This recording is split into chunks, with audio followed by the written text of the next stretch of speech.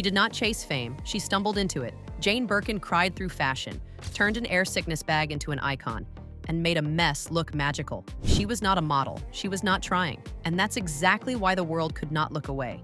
This is not about beauty, it's about not fitting in and changing everything because of it. So how did her chaos become a legacy? Jane Birkin did not grow up with the spotlight on her. She barely felt seen. Her mother was a star on stage. Her father was a decorated war hero. But Jane, she was the quiet one in the corner. Too skinny, too soft-spoken, and always feeling like she didn't quite belong. People whispered that she looked odd. In modeling lingo, she did not have the look, not the curves, attitude, or camera confidence, but that is precisely where the mystery begins. How does someone who never tried to be a model end up defining the model of cool? She didn't dream of fame. She did not chase attention. What she did have was raw honesty. By 17, she tried acting. Not out of ambition, but maybe a little bit of hope. Her first audition was a disaster. She forgot every line, froze, total wipeout. But instead of being rejected, she was cast as a character with no lines. Somehow, her awkwardness read as charm. She called it luck. Others called it something more. Schoolmates mocked her teeth. Agents passed on her face. She felt invisible in a world obsessed with polish. But behind that insecurity was something untouchable. An unstyled charm that you cannot fake. That pain of never fitting in, it turned into her power. She didn't walk the runway. She didn't sit for designer campaigns, but without even trying.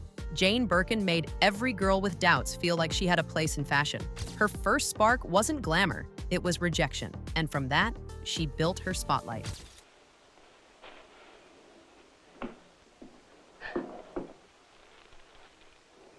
Et toi, qu'est-ce que tu attends? Vas-y, prends-en une.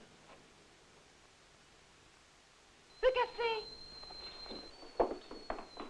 Jane Birkin never walked a fashion runway. She never posed for major campaigns. She did not even try. But somehow every girl wanted to look like her, and every brand wanted to borrow her magic. One moment, she was the awkward girl hiding in oversized sweaters. Next, her face was splashed across Paris, not through planned modeling gigs, but through the lens of paparazzi and obsessed designers.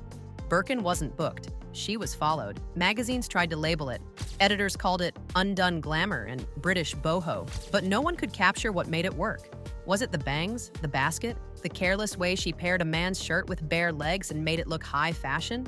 Suddenly, messy was in. Jane had made it iconic.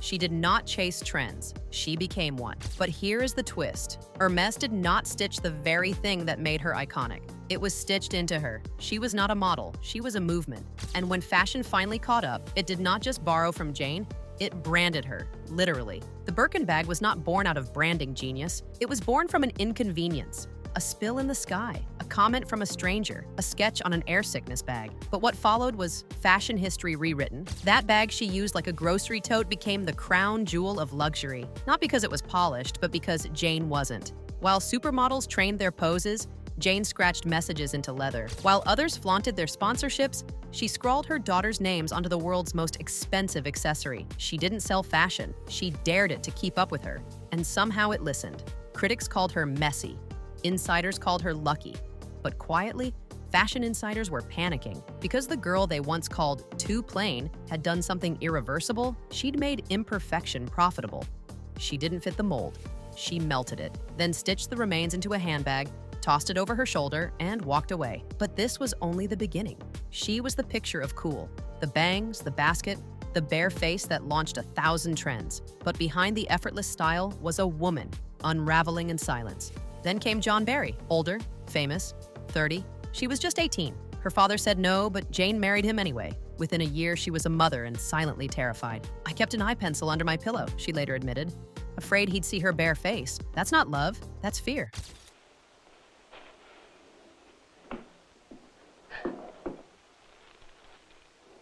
Et toi, qu'est-ce que tu attends? Vas-y, prends-en une. Le café!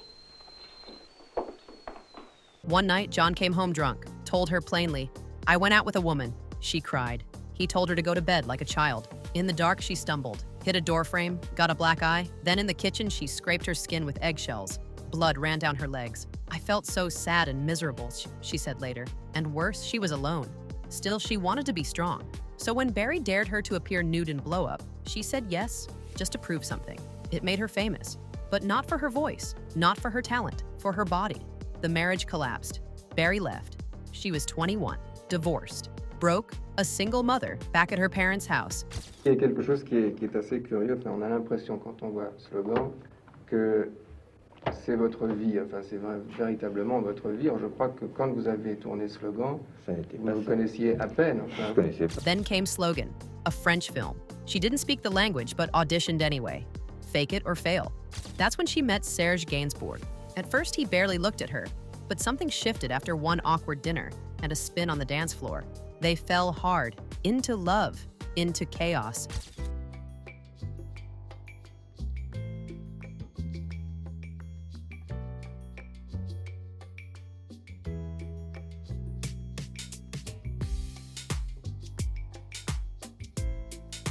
Together, they made Je t'aime moi non plus, the breathy band duet that scandalized the world.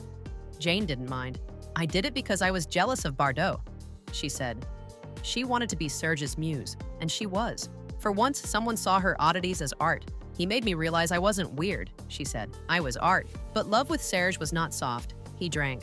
They fought, loudly, publicly. She once smashed a pie in his face at a nightclub.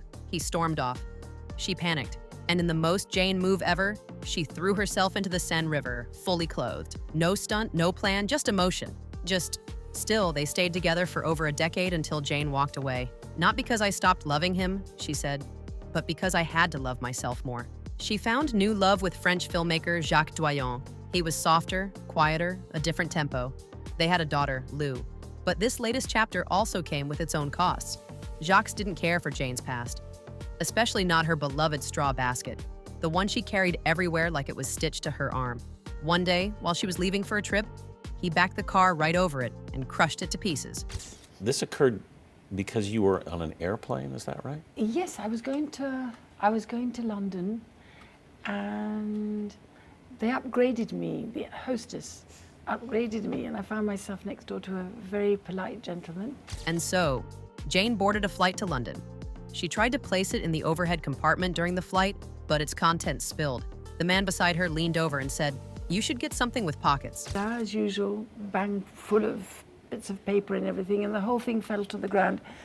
So I picked it up, and he said, you should have pockets in that agenda. Frazzled but casual, Jane replied, "Hermès doesn't make one like that." The man smiled. "I am Hermès." It was Jean-Louis Dumas, the chief executive officer. She grabbed an air sickness bag and sketched a design. Part Kelly, part suitcase, all Jane. A few weeks later, Hermès made a prototype. Jane suggested tweaks. Then they asked, "Can we name it after you?"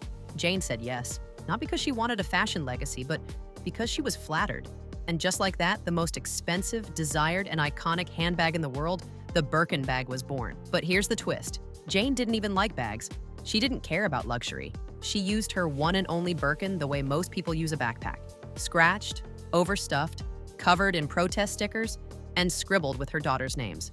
She was trying to be herself, but in a world obsessed with image, how do you hold on to yourself when everyone else is trying to own you? Let us know in the comments.